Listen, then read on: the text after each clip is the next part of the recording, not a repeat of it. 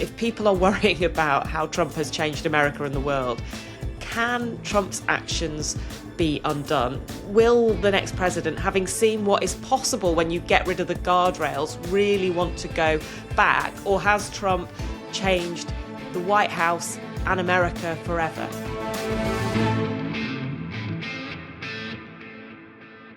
Hello and welcome to Trump World. I'm Anushka Asthana. I'm in Washington, D.C. It is very, very cold here. Sadly, today I am not joined by Matt Fry. He is having a well-earned holiday, but I'm delighted to say I am joined by a broadcast legend, US political journalist, Chuck Todd from Chuck Toddcast and the Newsfear, and we are going to have a special episode today looking back at the first year of Donald Trump's second presidency. It has been full of drama and more drama this week when he triggered, just the biggest transatlantic crisis that we have had in decades. Donald Trump right now is crashing the Davos party. He is in Switzerland and he has just spoken. Let's hear what he had to say. I don't have to use force. I don't want to use force. I won't use force. All the United States is asking for is a place called Greenland, where we already had it as a trustee, but respectfully returned it back to Denmark not long ago after we defeated the Germans, the Japanese, the Italians, and others in World War II. We gave it back to them. We were a powerful force then, but we are a much more powerful force now. Chuck, thank you for being with me. No, sure. Thanks for asking. So look, I speak to a lot of British and European officials, and I have to say right now, they are totally shell-shocked by where this has all ended up, essentially a showdown in Switzerland. Are they right to be shell-shocked? Absolutely. We've not been alive for moments of uncertainty like this. We have not, when you think back, and I think that's what makes this very... literally the word, we sometimes use the word unbelievable too often. This is unbelievable because nobody in a position of power, most of us as citizens have not lived in a world that hasn't had this strong transatlantic alliance. The whole point of it was to prevent what at the time we were like, we've got to do something. We can't have a war every 2 decades on Europe.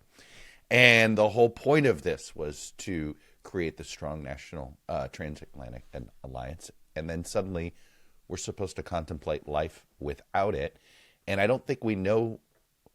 I think the reason it feels in some ways, at least with American politicians, that we're all paralyzed because it's disbelief. You can't believe we're actually going down this road. But then you heard Mark Carney, when the Prime Minister of Canada, whose speech at Davos yesterday, I think, is so far the most powerful speech of any member of the Western Alliance, and he's right on the border, and Canada is actually contemplating exercises to deal with a war game that might actually have the United States invading from the south. And all of this seems, on one hand, you think it's surreal, you think it's a parody, is it satire, is this all real? And here's where we are, and I think that this is why there is this feeling of paralysis, but I'll throw it back at you. It's been a year of appeasement of Trump, not to force this moment, and yet Trump seems determined to force this moment where Europe has to decide, is it going to get tough on America, or is it going to appease him one more time? I don't know what the answer is. Yeah, it's so interesting when you look back, and I like the fact that you say, we don't use the word unbelievable. We shouldn't use the word unbelievable too much because... most things really are believable, but that's what it feels like. For 20 years as a journalist, I've always said to people, to colleagues, let's not overuse the word extraordinary, because I hear it all the time and everything can't be extraordinary. But you're going to wish you had that word in your arsenal, right? I'm quickly thesaurusing extraordinary for other words that we can use. But I joke all the time. Donald Trump's made us, we've all run out of words and descriptions, and which actually contributes to the numbness. Because when you start using the same words over and over again to describe him knocking down a building at the White House or him shattering the NATO alliance, and you use the same language, one is an existential threat, the other is narcissism. Right. Yeah. I mean, hyperbole isn't a thing at the moment. But, I look back at the first time that he mentioned some of these things, and I find it kind of extraordinary because when he first talked about Greenland, which he did in an address to Congress back in March, the entire room laughed. I mean, they Right. really, really laughed. And JD Vance is sat there behind him and he is laughing away. And interestingly, JD Vance is on the picture that Donald Trump posted of planting the flag in Greenland. And yet he hasn't put on social media very much about this, because what officials who speak to his team tell me is this isn't his priority. He wants to talk about affordability. But the reality is, if Donald Trump is talking about it, then Donald Trump has the power, doesn't he, to strong arm Europe? I mean, you and I spoke before about Keir Starmer sucking up to him. You call it appeasement. They did that because they think this relationship with the US is more important than anything else. And frankly, Chuck, they still think it. I was speaking to people in our government yesterday who were saying these tariffs are incredibly painful. We're not sure we can afford them. We might have to walk a different way on Greenland to the rest of Europe. It sounds to me like you think enough's enough, and it is time for countries like the UK to stand up to Donald Trump. Well, I guess I look at it this way. There's a lot of appeasement domestically of Donald Trump, particularly within his own political party. There is a lot of consternation behind the scenes. There is a lot of hand-wringing. There's a lot of snickering. That same snickering you talked about, when he first mentioned Greenland. It's right there with his members of his own party that serve in the United States Senate, and even a handful who serve in the U.S. Congress, although the U.S. House, although the House is a bit more Trumpy on his side of the aisle on the party than the U.S. Senate is. Still sort of more of the older internationalist wing of the Republican Party is still a big chunk of Republicans that serve in the Senate. And I think they're not going to act unless Europe acts, right? This is one of those cases where I'm sure Europeans are wondering where is the domestic pushback in America? And this is where it's maybe it's too bad it's going to work out this way, but I don't think there's much bravery in the president's party without Europe stiffening its spine. So, that's one of those things, one, I think feeds the other. But so you think Europeans standing up, or Mark Carney standing up to Donald Trump, will see a shift in Republicans here in the US? Enough Republicans. I'm not saying a majority of Republicans in the Senate, but enough that work with a majority of Democrats, almost a lion's share who are also here. Because here's the irony to this. You brought up how J.D. Vance really is this is not a priority. This is terrible domestic politics for Trump. Okay, we have all sorts of domestic anxiety over affordability at the moment, in part because he continues to raise taxes on the American consumer. We've been calling them tariffs, but, they're taxes. And the irony here is that, yes, he's punishing Europe, but he's also punishing the American consumer. Do you think the American consumer gets that? Not yet. I think you see it. Look, they don't like it. None of this polls well. And that's why we're in this weird moment, Anushka, where I've never experienced this, because we've normally had, there's sort of three triggers to get a president to listen, to sort of change course. You have bad polling, bad election results, and frankly, domestic economic anxiety. Well, his polling is as bad as it's been. His party has been crushed in every special election or off-year election that has been held since he was inaugurated a year ago. And the markets, right, keep, about the last guardrail that has worked with Trump over the last 9 months has been when the financial markets collapse, which they did yesterday. And yet none of that seems to have the desire. Look, when George W. Bush's polling collapsed and there was a national midterm election coming up, he retreated a bit. He changed course. He pulled back on what was unpopular at the time. It was privatizing our pension system, Social Security. Barack Obama, when he was unpopular, he'd pull back, let his party. But the point is that we have the normal sort of checks, the unofficial checks on presidential power, none of them are working on it. He is immune to believing his unpopularity. He does not care about the fact that his political advisors say, hey, you should be focused on cost issues. People are more upset about that than whether or not you should acquire Greenland. And none of that is working. I sometimes think he's sort of getting a bit of that, because then he talks about affordability. He stopped saying affordability is a hoax, and he started saying it was the fault of the Democrats. But just on the polling, just to kind of drill into that a bit more, I know his overall approval ratings are quite low. And it is true. I looked at an Ipsos poll yesterday, which said this idea of taking Greenland is not popular. I think it's got like 17% approval. But then there was this big piece of work by a group called More in Common that sort of broke down his voter base.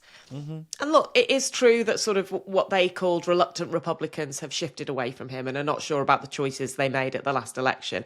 But his base, if you like, the MAGA base, I mean, it's still extraordinary how popular he remains with them. And even if they don't like Greenland, on foreign policy beyond Greenland, they have very, very high approval rating for him, very high approval rating on immigration. I mean, I think a lot of our viewers, a lot of our listeners will look at what's happening in Minneapolis, and I'm sure we'll come to this, and I've been there a couple of times already, with shock and with horror. And they will have been some of the people who watched that Renee Nicole Good killing video, and they will have seen it, you know, the way that I assume you saw it, Chuck. But, you know, they can't understand that. But among his base, he is still very, very popular. They largely approve of what he's doing. Well, and this gets at, you know, it's funny. American history is littered with very close calls that became historical consensus, right? You know, we always, you know,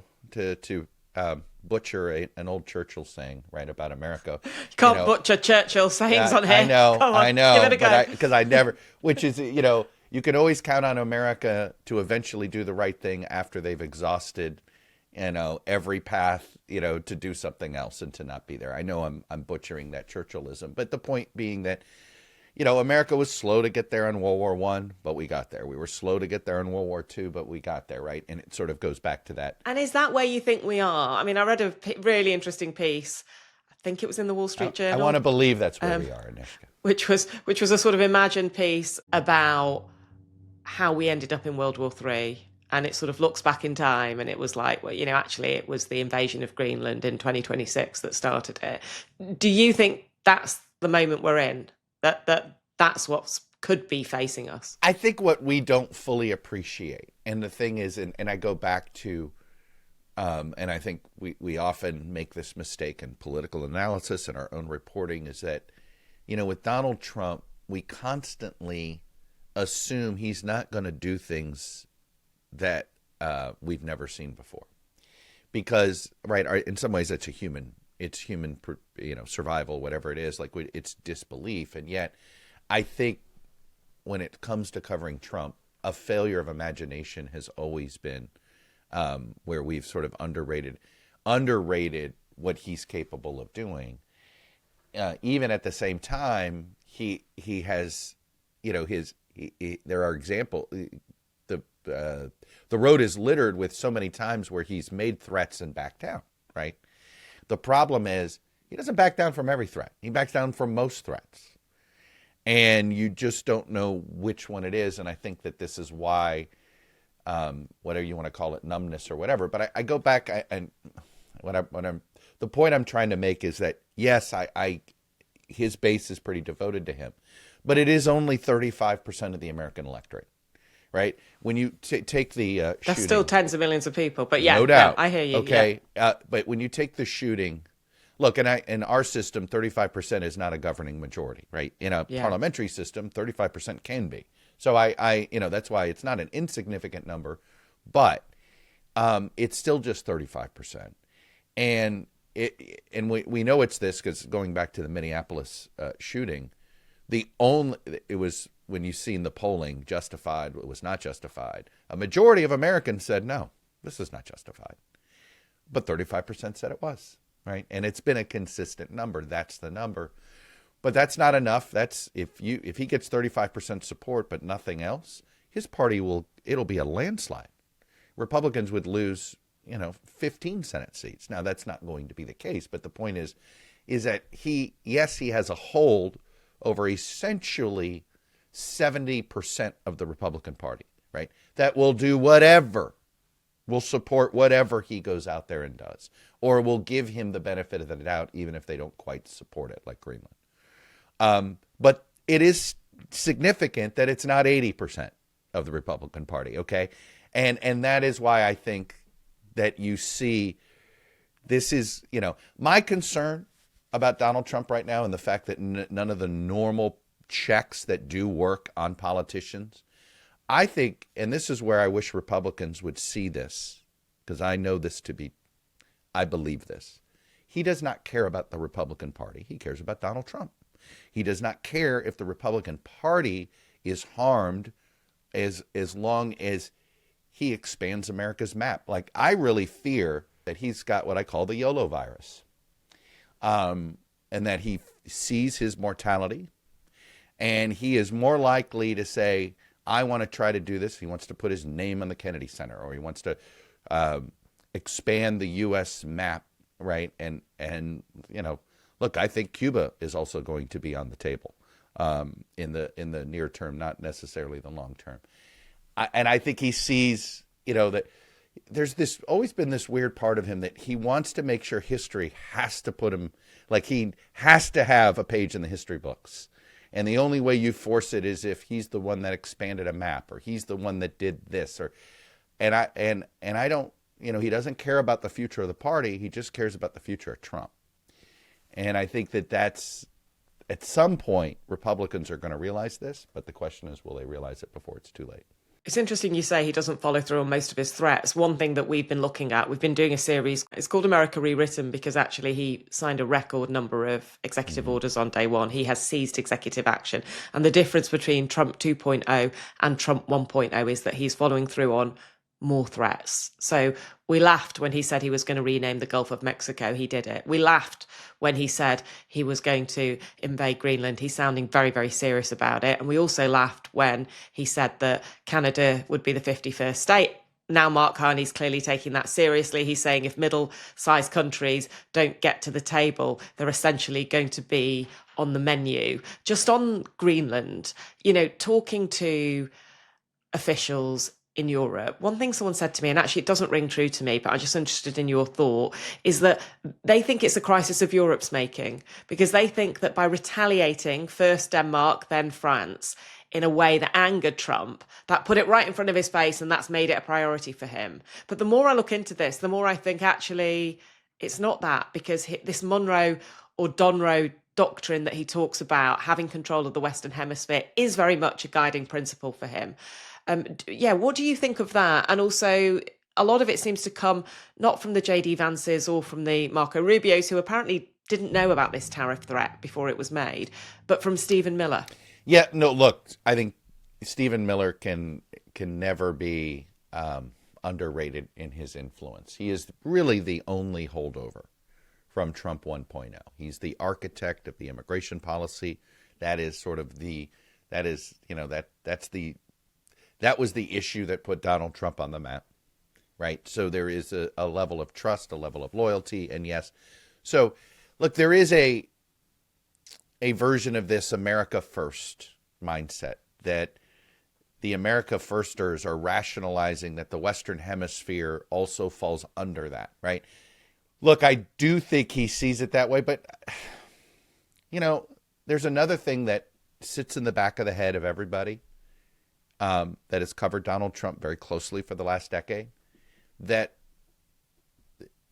Vladimir Putin couldn't have asked, if he could have created the ingredients for fracturing the Western coalition, this is what it might look like.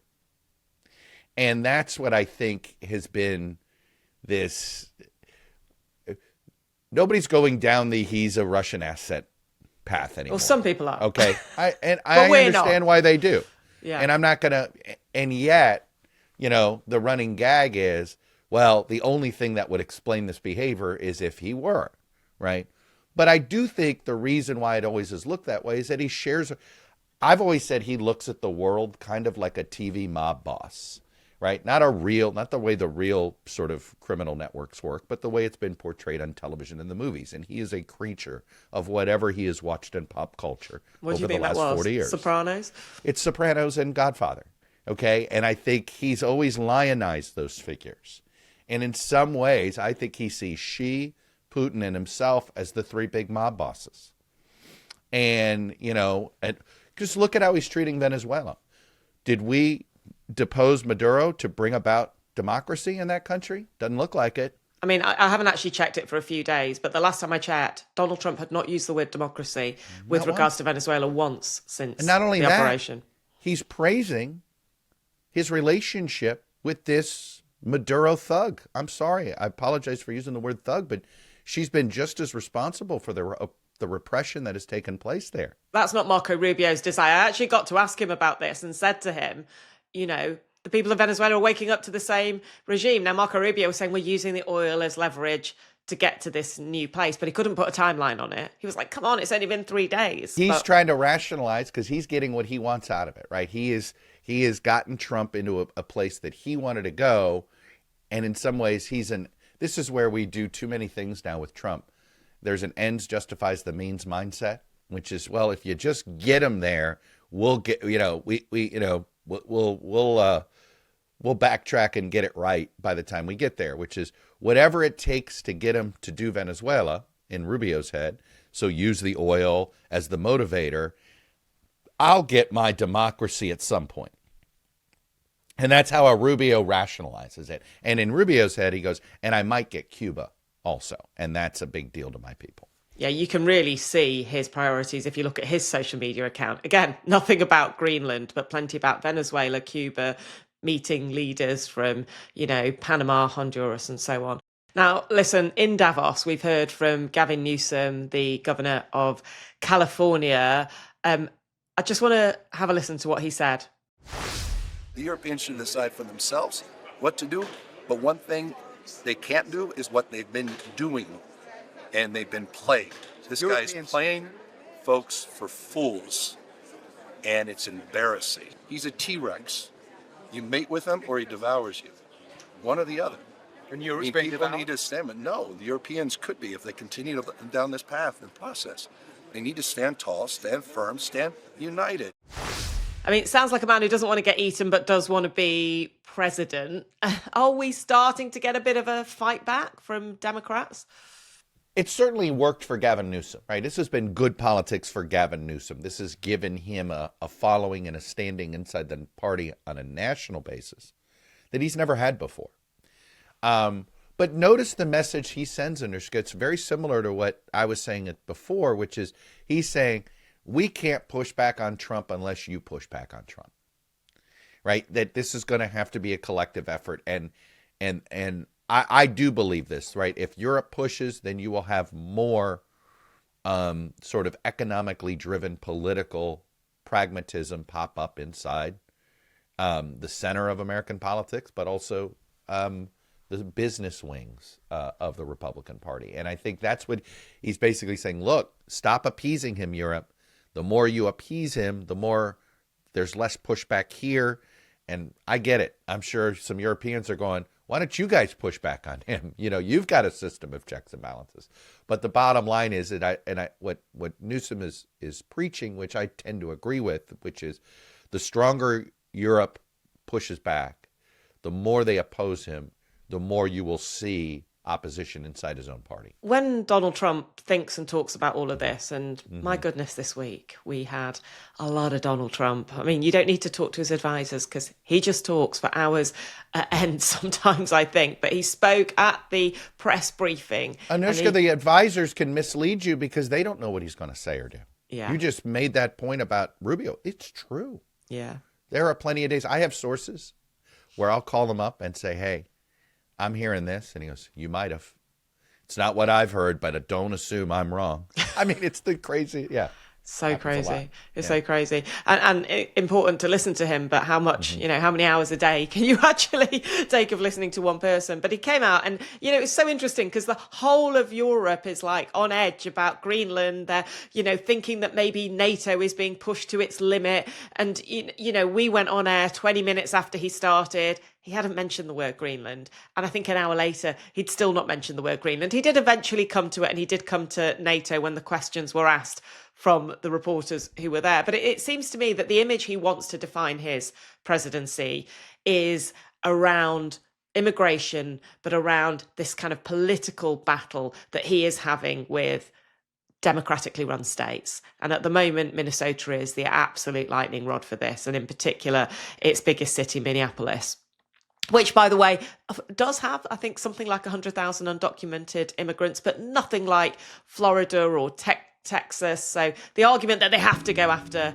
Minnesota because of a fraud case involving a few dozen Somalis, he has to attack every one of the 100,000 odd Somalis in the state, is crazy to me. But I have found it so upsetting, and I just want to ask you about this. I have found the attacks on Somalis so upsetting, and they say that the ICE raids are trying to take criminals and rapists and terrorists off the street. And then I go and meet a kind of 45-year-old mother of three in Minneapolis, Maimuna, who was literally dragged out of her car. She said, and I couldn't actually verify the numbers, so it must have been a lot of people, but she felt like it was 12 ICE cars that stopped her and that there were dozens of ICE agents who took her.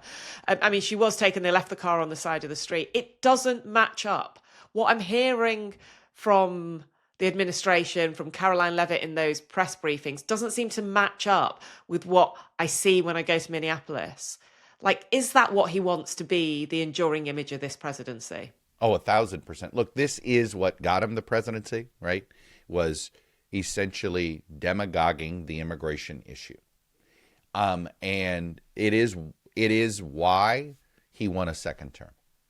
I always say this about the American electorate, is that ultimately when we fire an administration and hire a new one, either we hire a new president or we hire a new party, because maybe the presidency has been term limited, or the thing that drives the center of our electorate usually is something that feels chaotic that we want stabilized. Maybe it's on the economy, maybe it's on a healthcare issue or an employment issue, or in the case of the border, it was, boy, this border's chaotic. Biden doesn't seem to want to manage it, right? And it became sort of like, okay, he'll manage the border. Let's be fair to him on that. He said this week that the numbers had reduced from millions a month to 0 a month. To be clear, the last time I looked at the figures, it was something like 80,000 a month to under 10,000 a month, not 0.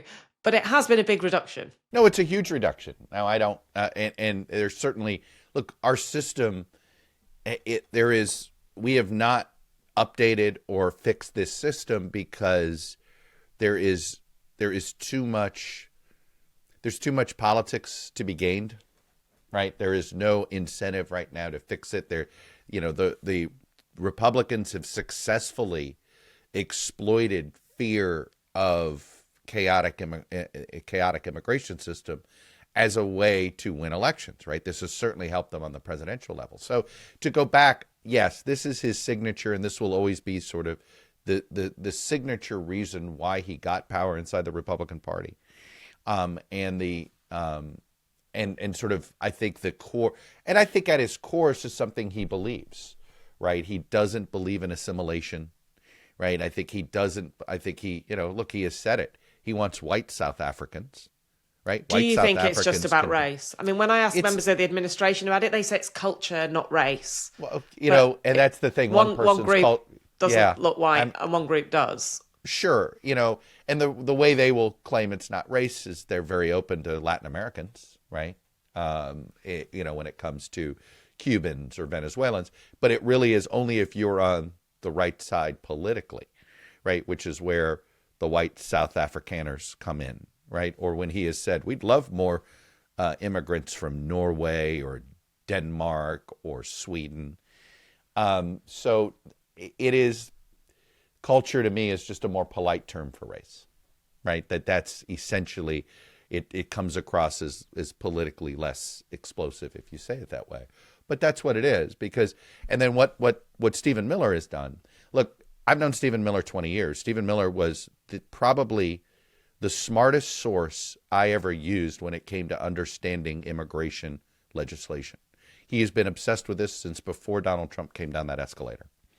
And he has been the architect of everything. And he used this all goes back to the reason there was chaos at the border is because Stephen Miller used the COVID, used the health emergency to effectively shut down the border, because you could use fear of the virus and sort of temporary powers that the national emergency did give the presidency in 2020 to essentially shut down the border. And what I always said, it's the equivalent of if you've ever had a hose and you've kinked it, and then you turn the water on and you're not getting much water, and then all of a sudden you unkink the hose and there's an explosion of water at the end of the hose.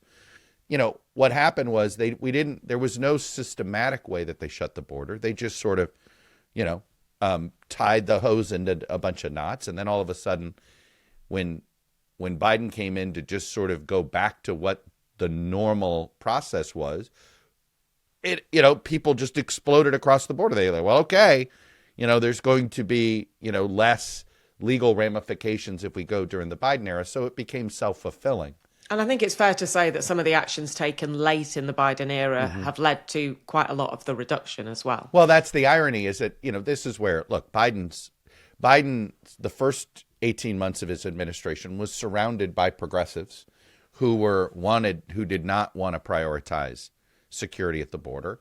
And then he got a new chief of staff and he started thinking about reelection, and they saw how bad his numbers were. And then suddenly the last 18 months of the Biden administration, it's the same people that ran the border for Obama's second term.